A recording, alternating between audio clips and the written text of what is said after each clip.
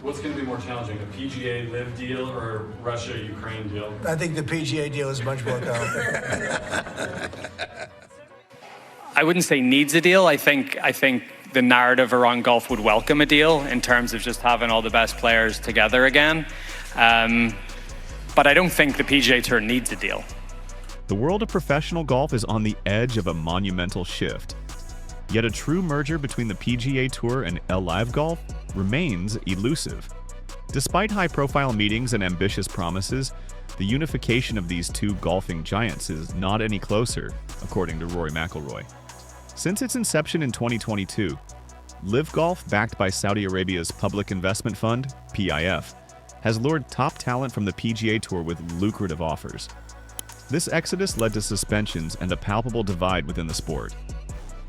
In June 2023, a framework agreement was announced, aiming to merge the commercial rights of LIV Golf, the PGA Tour, and the DP World Tour into a single entity.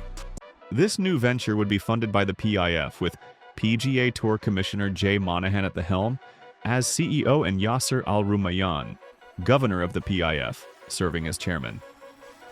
Fast forward to February 2025, and despite these grand plans, McIlroy's assessment is sobering. I think a deal would still be the ideal scenario for golf as a whole. But from a pure PGA Tour perspective, I don't think it necessarily needs it. So he remarked that while the idea of unifying the sport is appealing, the PGA Tour doesn't necessarily need a deal.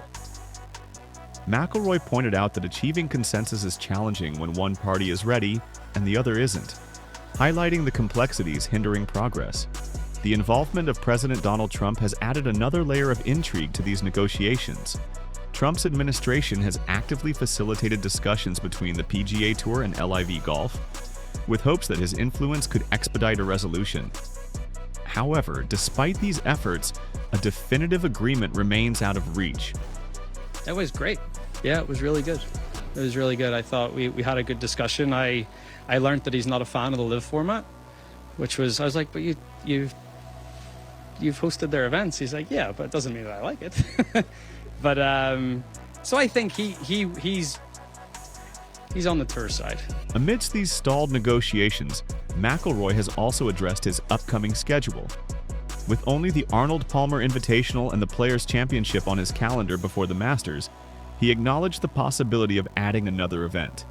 He expressed a preference for not having a 3-week hiatus before Augusta, indicating he might play either the Houston or San Antonio tournament, depending on his performance in the preceding weeks. The PGA Tour's financial maneuvers have also come under scrutiny. In January 2024, the Tour announced a $3 billion investment from a consortium led by Fenway Sports Group.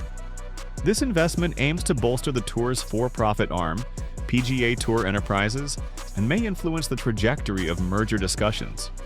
As the world watches, the future of professional golf hangs in the balance.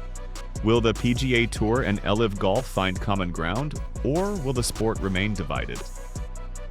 Only time will tell, but for now, the dream of a unified golfing world remains just that, a dream. For more insights and updates on this developing story, don't forget to like, share, and follow. Stay tuned as we continue to bring you the latest in golf news.